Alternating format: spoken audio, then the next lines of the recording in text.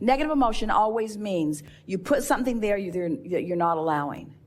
You can never not know. We can pronounce you that. You're not ever again going to not know. You always know. You might deny. You might deny that you know, or you might resent that you have to hold the vibration. Esther says that to us every now and again. Oh, really? I liked it better before I knew so much. I feel so responsible. And we say, then you're not ready. Feeling of responsibility is not being ready. I feel responsible to my point of attraction. What am I doing wrong? Well, you're feeling responsible and self-critical. You can't allow what's in your vortex if you're self-critical. Well, what do I do? How do I learn? How do I be smarter? By going general. I understand the laws of the universe. I believe that I offer a point of attraction. I accept that I've lived a lot of life and that I've put it there. I know enough from what I've heard and felt from Abraham to know that these laws are substantial and consistent. I don't want to ask to be the exception in the universe. I can go with the flow of the laws. I can do that. I want to be happy. I want to be happy, and I'm willing to do whatever it takes to be happy. I'm willing to stop being responsible if it's necessary to being happy. Now, that's interesting. Oh, I'm no longer going to be responsible. My children will starve. Too specific. Too specific. I'm not going to take on more than is mine to take on. I'm not going to try to control the world. I'm not going to try to control what others are thinking or doing. Lighter, lighter, lighter. I'm going to trust that they all have an inner being. I'm going to trust that they will find their way. I'm going to look for my way and trust that others will find theirs. Lighter, lighter, lighter, lighter, lighter. But what if they don't know what to do? Negative emotion. Too specific. Go general. Well, they'll figure it out. Everybody's not ready for this leading edge conversation. And what they're ready for, the universe will deliver to them. They'll be fine. A lot of people wouldn't be happy knowing what I'm talking about here today. It's too leading edge for them. They're not comfortable with this leading edge conversation. They're ready for what they're ready for. And they have an inner being who adores them, who has their back, and all kinds of non-physical energies that are focused with them. We're not supposed to ever get it all figured out. There's always more to figure out, more and more and more. I'm going to use my point of attention right here and now, my point of power, which is where me and me converge. It's where the non-physical inner being me and the physically focused me is where we converge. I'm going to converge right here in this now moment, and I'm going to feel good while I do it. I'm going to feel good. So then you turn on the television and there's something troubling. Turn it off. You keep thinking about it. Change the subject in your mind. Change the subject. In other words, just keep reminding yourself, I'm going to tend to my point of attraction, which mostly means I'm going to mind my own business, which mostly means I'm going to do my best to feel good as best as I can. And I'm getting better and better and better and better and better at this. The thing that's interesting is that you all have big lives, and the bigger your life is, the more components you have. Sometimes you feel like you have too many moving parts. There's too much for you to control. But there's not too much for law of attraction to manage. And all you have to do is look among the moving parts, pick a target that feels good to you, focus upon it until you've established it as your set point, lock into it and maintain it, and then law of attraction will give you feedback to let you know how well you've done, you see.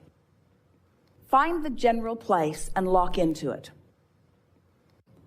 Mostly what we'd like to say to you is go do what you need to do and be happy more. And chill more. Have more fun. Look for more reasons to feel good.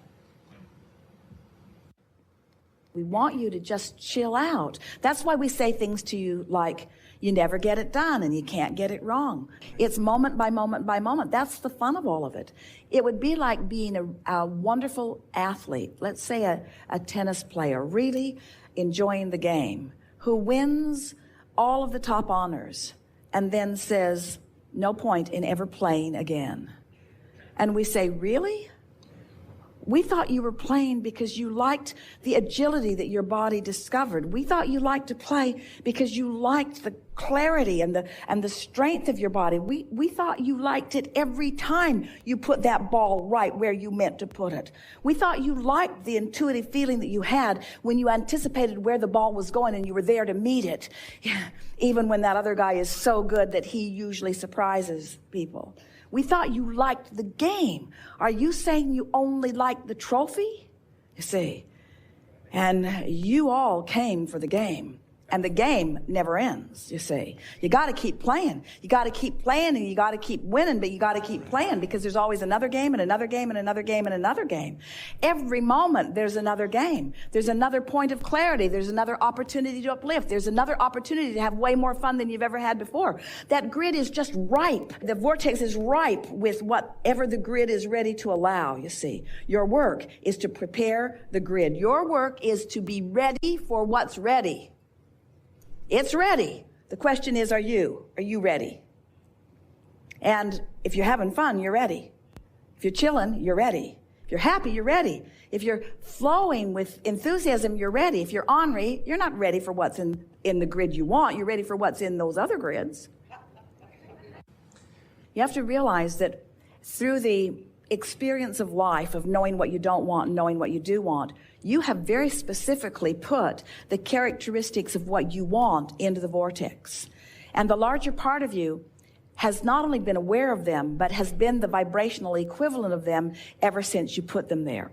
And every time you have a new experience which causes you to amend it a little bit, to change it or expand it a little bit, because as you move through life, you do that all the time, the inner being part of you keeps up with it. So you created it specifically, and it stands with such specificity that it stands there really specific. It does. It stands there in that perfection that you have assigned. And so now your only work is to allow the perfection that you've assigned to flow into your experience at the perfect moment in time. And that's why we said earlier, when you feel impatience, it means you're not allowing it. Even though it's ready for you, you're not ready for it. It just bounces off of you. Somebody else doesn't walk away with it, but you don't get it. We'll put it to you this way, and here's a good definition. We've not offered this before. Action is the dabbling in the specifics of the manifestation.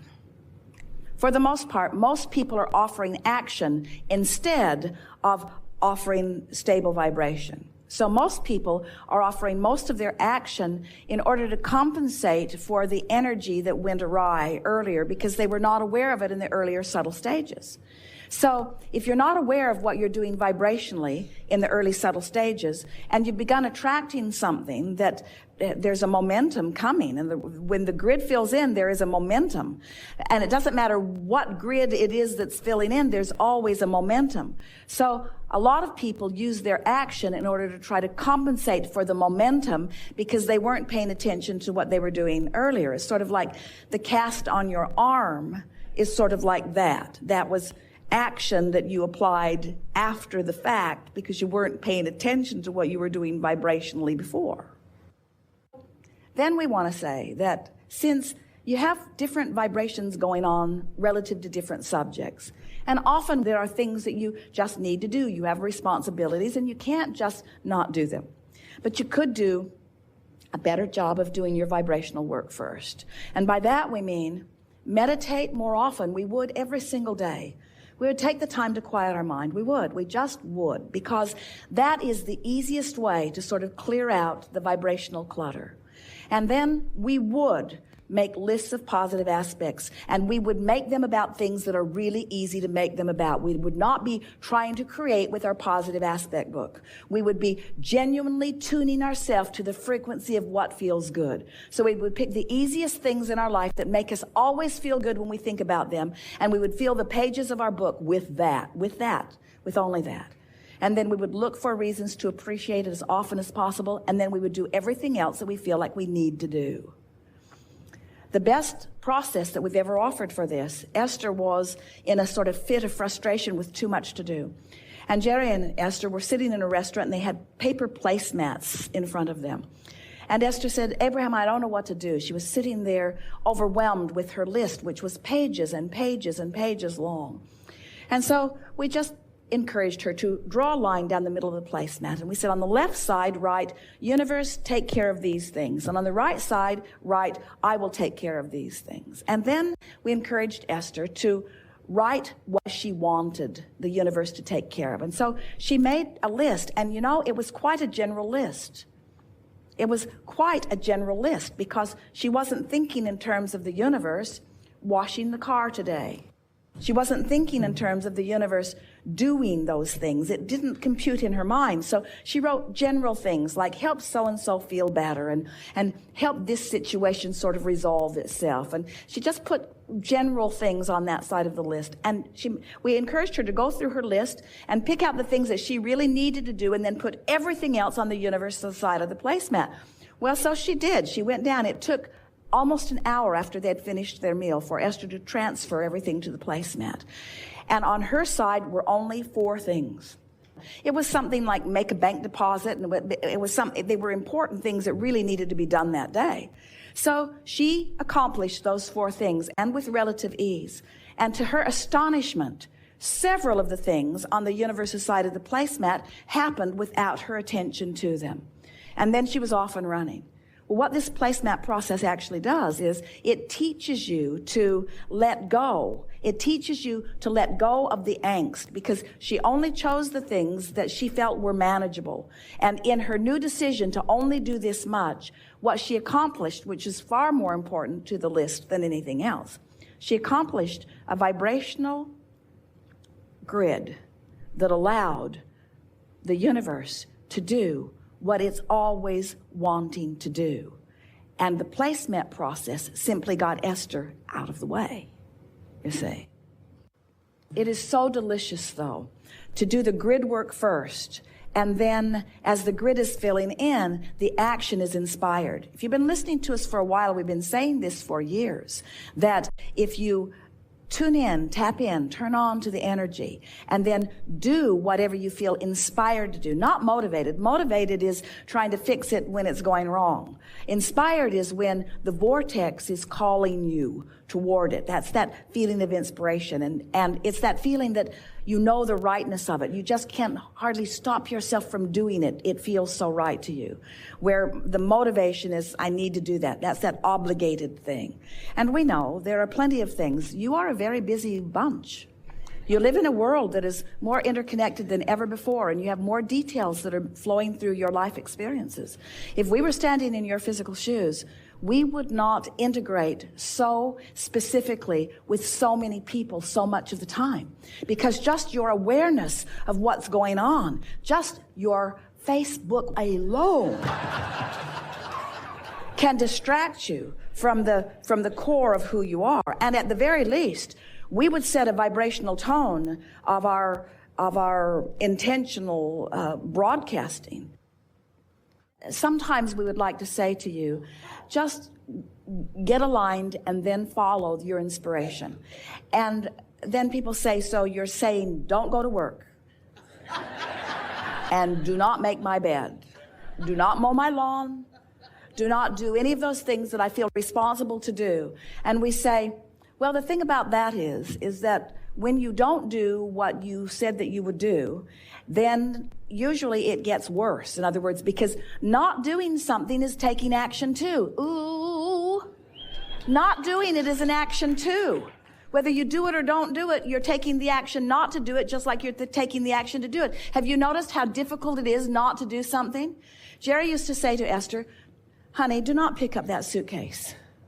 And Esther is thinking, there's no way in the world that I am not going to help this little person pick up my suitcase. In other words, non-action is more difficult sometimes than action. You want to do what you're inspired to do. Don't make decisions about what you're not going to do, and don't make a lot of decisions about what you are going to do.